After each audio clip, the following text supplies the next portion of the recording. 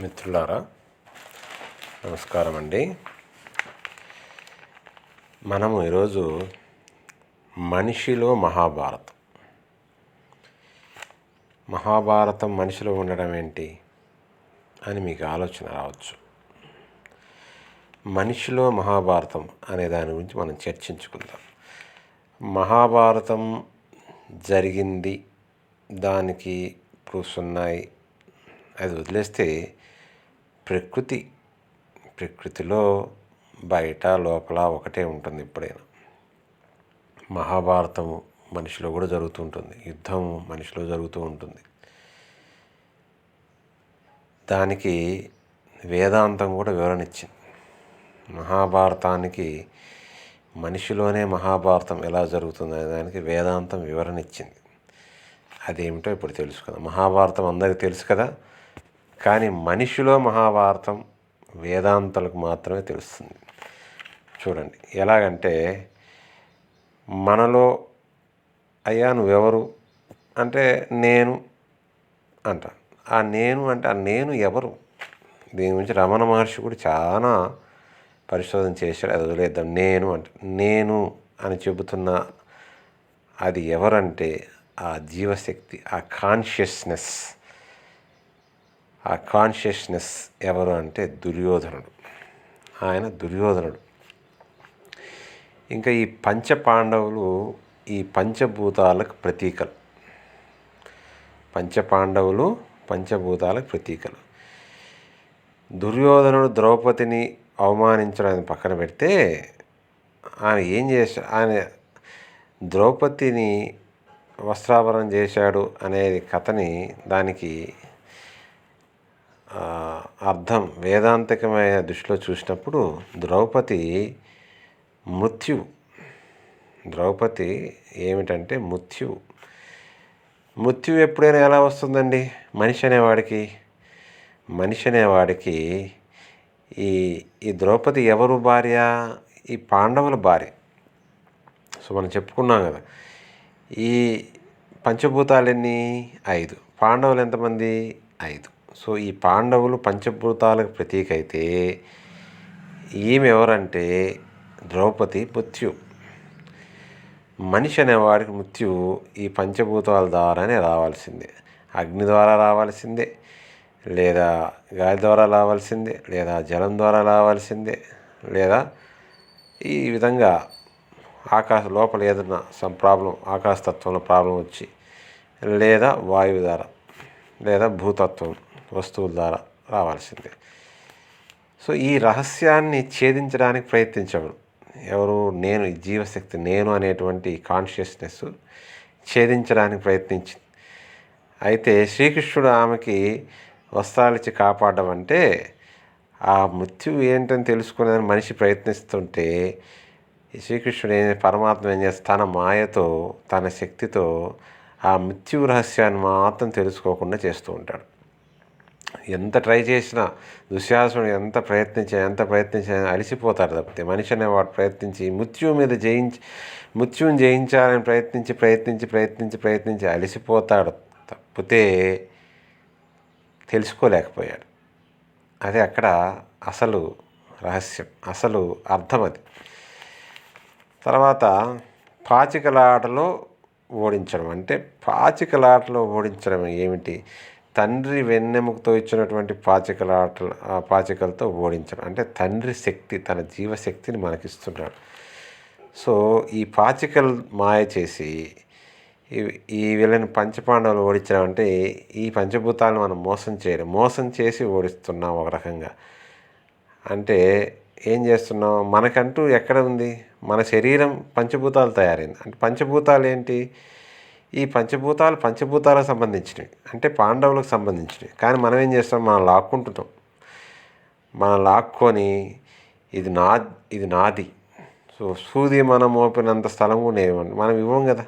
ఇస్తామా? మన శరీరంలో ఏమైనా కొంచెం పాట ఎవరికైనా ఇవ్వమంటే ఇస్తామా? ఇవ్వం. సో ఈ నేను అనే కాన్షియస్ శక్తికి తోడుండే 100 మంది 99 మంది తమ్ముళ్ళు, 100 మంది తమ్ముళ్ళు అంటే శక్తులు అనమాట. ఈ నేను అనే దానికి ఈ శరీరం అంతా ఫంక్షన్ అవ్వడానికి రాజ్యం. ఈ రాజ్యం మన శరీరమే రాజ్యం. పంచభూతాల నుంచి లాక్కొని ఈ శరీరాన్ని తయారు చేసుకుంటాం. సో వీటినన్నిటిని మరి ఈ శరీరాన్ని పోషించడానికి శక్తులు కావాలి. ఈ శక్తులే ఎలా పోషించబడుతుంది ఈ కాన్షియస్నెస్తో, దీనికి తోడిన శక్తులు ఆ 100 మంది తమ్ముళ్ళు. ఆ 100 మంది తమ్ముళ్ళు అనమాట. ఇంకా కర్ణుడు అంటే నువ్వు బాగా దుర్యోధనికి కర్ణుడు అంటే బాగా ఇష్టం. అంటే నాకు కర్ణుడు అంటే నా చెవి దగ్గరకు వచ్చి ఎవరు బాగా అని పొగుడుతుంటే వాళ్ళు ఇష్టం. సహజమే కదండి ఎవరికైనా. దుర్యోధనుడికి నా చెవికి తీయని మాటలు ఎవరు బాగా చెప్తారో, నన్ను ఎవరు పొగుడుతుంటారో వాళ్ళంటే ఇష్టం. ఇక శకుని.